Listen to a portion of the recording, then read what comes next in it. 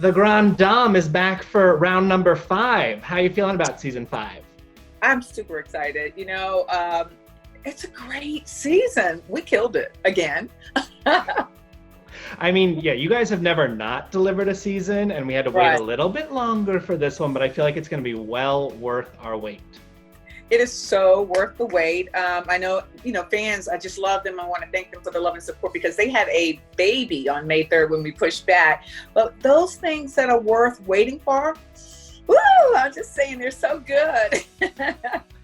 All right, fill in the blank with one word. Season 5 of The Real Housewives of Potomac is... Karen. You're going to reclaim that name and make it a good Already thing. did. Well, let's dive right into what we're going to get this season. The trailer and the premiere episode kind of sets up that you and Ray are in a place. Are you in love with me? But over time, things change. I'm done. How would you describe that place? It's a place of work in a marriage. I think what Ray and I bring this season is just so important as far as sharing a truth about a 24-year-old institution called a marriage, and not without its moment. And we don't hold back, and we work through. Is it a turning point or a breaking point or something else? It propels. I'll say that. It propels. Okay. When you think you can't go further, you figure you can go a little higher. Well, and you mentioned right before we sat down that you had called out to Ray to get the internet working. So you're still in the same house. Things are gonna. Are you kidding me? Absolutely. In quarantine, I'm sitting here right with Ray. Yes. Well, because in the trailer there is kind of a very candid moment.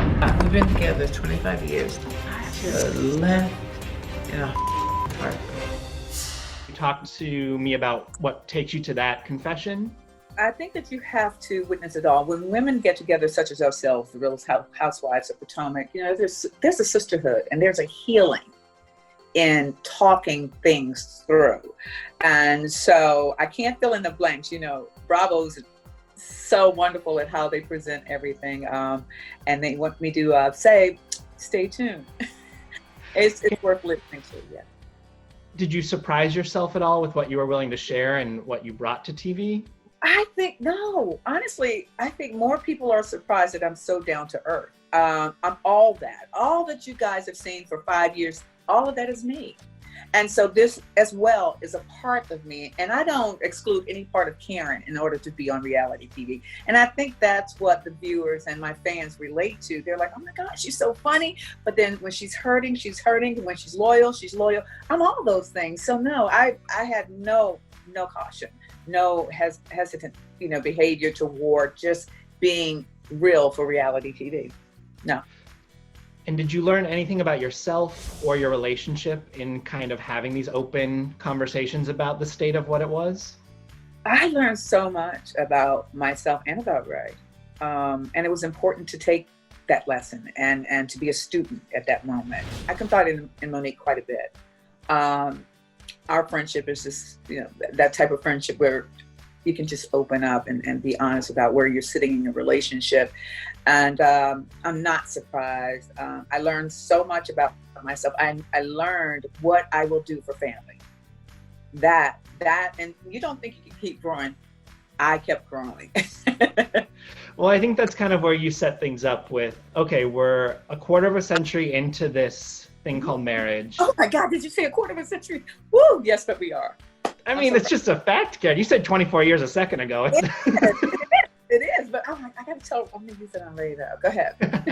But then you're also saying, a 17-year age difference doesn't feel as big when you first get into the marriage, but as you grow into it, sometimes that divide becomes bigger and bigger. I wouldn't call it divide. I would just call it a disconnect. The disconnect is frightening. And so you got to stay tuned and see how we deal with that. You brought up Monique. Things go to a place we haven't seen before on Potomac with Candiace and Monique. So drag me? Do you want me to drag? Get off of me. Get off of me. What can you tell me about what leads us to that moment? I can just say this. No one could have told me that moment was going to happen. I watched in awe. And I also want to share that 2 wrongs don't make a right. And that's the teaser I'm giving you guys this season. Y'all do the math. I've always been a strong advocate for what's right is right, what's wrong is wrong. I don't change on this. And it's very difficult for me to watch what transpired, but I'm always hopeful. So stay tuned. We also do see in the aftermath of that, it appears almost like the OGs have a come to Jesus meeting with Monique to talk through that. We never thought as Black women we would be right here, but we are. It's not something you can brush under the rug, but you've got to address this. We have been able to hold ourselves above the stereotype. And in 5 minutes, she took it away. What can you tell me about what that conversation was like and kind of what comes from that conversation? It's important to understand, as the OG of RHOP, I will facilitate anything that allows us to express ourselves in a positive way and have a discussion that most people would be uncomfortable about. I can say that it was a very fruitful moment, and you'll see a lot of growth and a lot of pain and love. Yeah. And other things. I think the pain is right there in the teaser. I by no means want to be near you. And maybe I don't need to be a part of this anymore. Did she take a step back after that? Did you ask Monique this? I haven't think talked to her yet. I can tell you what I advise my friend to do, to take care of herself first. And then whatever you call that is what she did. And she did it very committed, and I respect her for it. What I think is so great about Potomac, you guys have never shied away from having those difficult conversations on screen and really talking about issues that matter. I mean, first season, you guys got into the whole colorism discussion that happens within the Black community. And obviously there is a big social movement happening. And I just want to get your take on how you think that could impact what kind of conversations you guys have on the show in the future. Obviously, this season was filmed before we had this kind of reckoning on racism, but you know. I honestly believe that RHOP will be a place to have the conversation. We started it, as you said, from season 1. We will continue to walk in truth, honesty, pain, love, and hate until Black Lives Matter. And that I would doubt it seriously if it didn't come up at reunion or 6th season. It's a subject matter that has to be taught, and I'm here to educate. So yes. Well, and I think a lot of people learn from entertainment too, because it's one, we didn't learn a lot about this in our history books, and two, it comes realer.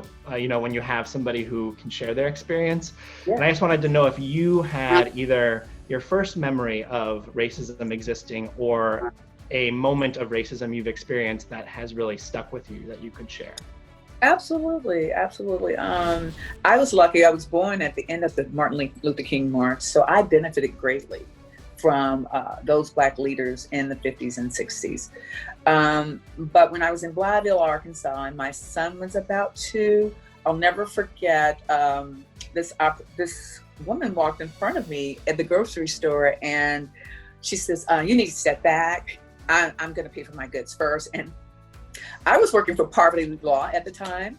And so I said, what we're not going to do is we're not going to do this. And then the little girl at the cash register, bless her heart, she said, "Ma'am, you're just making it difficult for us." I said, "Sweetheart, you need to understand your civil rights." No, I said, what we're going to do is check Miss Karen out now, and then we're going to let this lady go nicely second and last. And so it was a moment for me, though, to quote my civil rights. I never had to. And to do it in front of my 2-year-old son, what a powerful moment, and I'll never forget it. But it's important that those who don't know their rights be educated at this moment, and those who don't know that or think that Black lives don't matter, it's time to have a conversation and some education. And we can 100%. Do that. Your kids are obviously grown at this point, but I imagine you're still having conversations with them about what's happening. Can you share that with me? It's painful for them. I've raised my children in love and hope, but they were ready because they are educated. I think education is the key. While it was painful to have this conversation with them, it was very needed to refresh their memory, and to let them know I have them, and love conquers all. and that our foundation as a family will carry us through whatever challenges we face through Black Lives Matter. But it does matter. So Raven even marched, by the way. Then she quarantined herself for like 14 days, but she had to get out there. She felt the need to represent her family. And I just love her for that strength and courage. And I just wonder where she gets it from.